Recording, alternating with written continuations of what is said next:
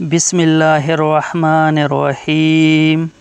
حضرت براء بن عازب رضی اللہ تعالیٰ عنہ سے روایت ہے کہ میں نبی کریم صلی اللہ علیہ وآلہ وسلم سے سنا۔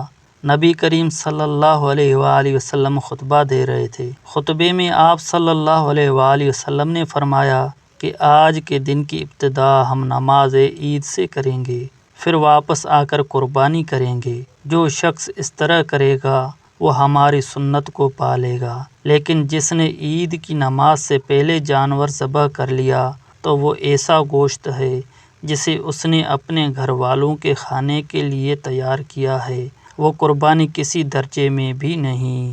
حضرت ابو بردہ رضی اللہ تعالیٰ عنہ نے عرض کیا، یا رسول اللہ، میں نے تو عید کی نماز سے پہلے قربانی کر لی ہے، البتہ میرے پاس ابھی 1 سال سے کم عمر کا ایک بکری کا بچہ ہے اور سال بھر کی بکری سے بہتر ہے۔ نبی کریم صلی اللہ علیہ وآلہ وسلم نے فرمایا کہ تم اسی کی قربانی اس کے بدلے میں کرو، لیکن تمہارے بعد یہ کسی کے لیے جائز نہ ہوگا۔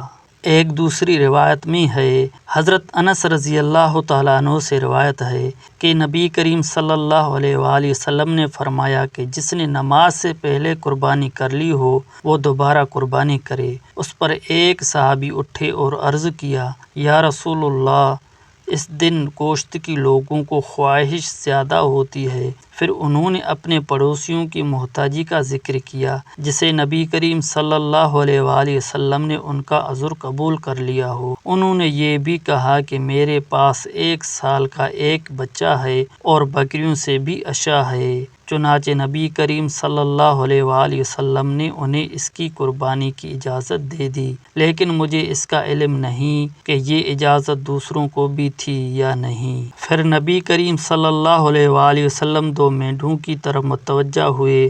ان کی مراد یہ تھی کہ انہیں نبی کریم صلی اللہ علیہ وآلہ وسلم نے ذبح کیا۔